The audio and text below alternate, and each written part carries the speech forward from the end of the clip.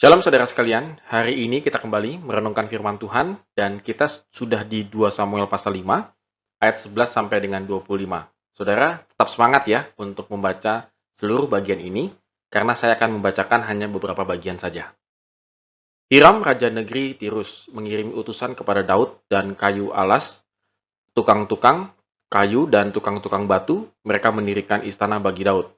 Lalu taulah Daud bahwa Tuhan telah menegakkan dia sebagai raja atas Israel dan telah mengangkat martabat pemerintahannya oleh karena Israel umatnya. Daud mengambil lagi beberapa gundik dan istri dari Yerusalem. Setelah ia datang dari Hebron dan bagi Daud masih lahir lagi anak-anak laki-laki dan perempuan.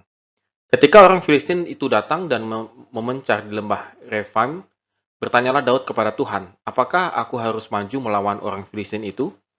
Akan kau serahkankah mereka ke dalam tanganku? Tuhan menjawab Daud, majulah, sebab aku pasti akan menyerahkan orang Filistin itu ke dalam tanganmu. Ketika orang Filistin itu maju sekali lagi dan memencar di lembah Refaim, maka bertanyalah Daud kepada Tuhan, dan ia menjawab, janganlah maju, sebab tetapi buatlah gerakan lingkaran sampai ke belakang mereka, sehingga engkau dapat menyerang mereka dari jurusan pohon-pohon kertau. Dan Daud berbuat demikian, seperti yang diperintahkan Tuhan kepadanya, maka ia memukul kalah orang Filistin mulai dari Geba sampai dekat Geser. Ya, saudara sekalian, ada dua pilihan bagi raja-raja di sekitar Yehuda dan Yerusalem dan sekitarnya lagi, yaitu apakah mau bersekutu dengan Daud atau menjadi musuhnya.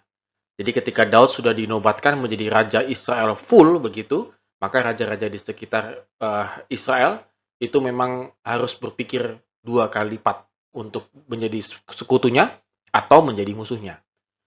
Hiram, raja negeri Tirus, memilih untuk bersekutu dengan Daud. Ia mengirimkan bahan-bahan bangunan dan tukang-tukang kayu batu gitu ya untuk membangun istana Yerusalem. Jadi Daud di sini mulai sadar bahwa ketika ada satu support dukungan dari Raja Hiram, dia menjadi sebuah kayak PD gitu ya. Daud jadi seperti ada percaya dirinya muncul bahwa benar dia itu sudah diakui sebagai raja, baik oleh orang Israel maupun bukan orang Israel. Berbeda dengan orang Filistin yang memilih untuk menangkap Daud. Nah, ini memang karena mungkin dulu musuh bebuyutan juga begitu ya, karena Daud sering mengalahkan orang Filistin, sehingga mereka lebih memilih untuk menjadi musuhnya Daud. Dua kali orang Filistin mencoba menangkap Daud, namun gagal. Jadi strategi yang pertama, lalu strategi yang kedua. Gagal, tetap gagal. Menariknya di sini adalah Daud tetap mengandalkan Tuhan ketika akan berperang dengan orang Filistin. Saudara, kalau yang kemarin kita lihat bahwa memang kota Daud, pertahanan kota Daud itu sangat baik dan sangat susah untuk ditembus. Sehingga seharusnya Daud dengan pengalaman militernya, dia sudah cukup baik gitu, artinya sudah cukup bisa mengatasi persoalan dengan tentara Filistin ini. Tetapi dua kali itu juga Daud berbicara kepada Tuhan. Apakah aku akan maju berperang melawan orang Filistin? Yang pertama oke, dan yang kedua Tuhan memberikan warning. Jangan maju, tetapi melingkar. Ada strategi yang berubah di situ. Karena tidak mungkin dua kali dengan strategi yang sama. Jadi Tuhan memberikan hikmat kepada Daud untuk melakukan taktik peperangan yang keduanya yang sangat berbeda. Padahal Daud punya kubu pertahanan yang bagus dan strategis. Ya, tadi saya sempat bahas begitu ya. Namun Daud tetap mengandalkan Tuhan. Saudara, di sini penting sekali Daud itu tetap mengandalkan Tuhan. Tertulis di situ bahwa Daud berbuat demikian seperti yang diperintahkan Tuhan. Artinya, apapun yang diperintahkan oleh Tuhan kepada Daud, itu dia taati dan dia perbuat persis. Sama seperti firman Tuhan. Nah, saudara, di sini luar biasanya adalah Daud, saudara. Ketika dia mampu menjadi raja, punya pengaruh secara politik, punya tentara dan lain sebagainya, bahkan punya sekutu begitu, dia bisa saja menghadapi orang Filistin dengan gampang. Tetapi hidupnya tetap mengandalkan Tuhan. Hidupnya tetap bertanya kepada Tuhan. Saudara, demikian juga dengan kita, saya rasa. Bagaimana dengan kita pada saat ini? Apakah kita lebih suka memakai cara sendiri ketimbang memakai cara Tuhan? Memang ini sangat relatif. Mungkin saudara bilang, bagaimana sih ketahunya caranya Tuhan begitu ya? Ya memang betul. Tidak mungkin saudara akan melakukan sebuah interview misalnya bekerja, lalu Tuhan akan membisikkan nanti kalau ditanya jawabannya begini-begini. Ya enggak begitu saudara.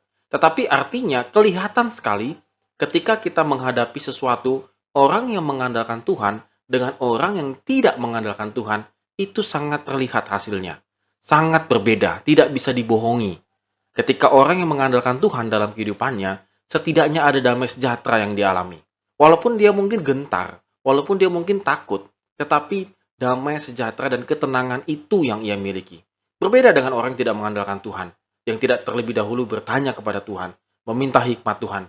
Pasti lebih worry, pasti lebih khawatir, lebih takutnya itu lebih duluan daripada pertimbangan-pertimbangannya. Nah, saudara, di situ saja sudah kelihatan perbedaannya. Kalau kita benar-benar sungguh-sungguh memakai cara-cara Tuhan. Sudah tahu berbisnis harus jujur, tetapi tidak jujur. Untungnya banyak nggak? Oh, banyak banget untungnya. Kaya, oh kaya banget untungnya.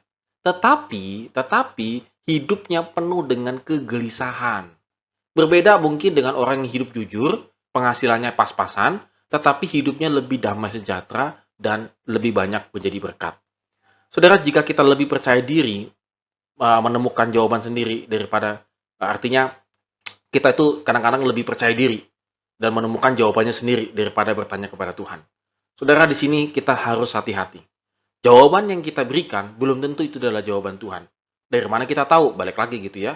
Apakah nanti setiap kalau ujian gitu, Tuhan kasih jawaban-jawabannya begini-begini? Ya tidak demikian begitu saudara. Tetapi setidaknya ada satu indikator yang pasti. Ketika kita memberikan jawaban, ketika kita menemukan solusi, kita bertanya kepada Tuhan, apakah ini solusi yang tepat? Maka salah satu indikatornya adalah solusi itu tidak bertentangan dengan firman Tuhan. Saudara, di sini harus kita benar-benar tancapkan dalam hati dan pikiran kita. Apakah solusi yang kita lakukan ini tidak bertentangan dengan firman Tuhan? Banyak sekali solusi-solusi yang kita ambil, banyak sekali mungkin cara dan jawaban sendiri yang kita ambil, kesimpulan yang kita ambil, tetapi sebenarnya kesimpulan-kesimpulan itu sangat jauh dari kebenaran firman Tuhan. Nah, saudara, di sini kita butuh hikmat. Kembali lagi, saudara. Hikmat. Kita harus bertanya kepada Tuhan. Kalau kita bertanya kepada Tuhan, kita pasti tidak tersesat.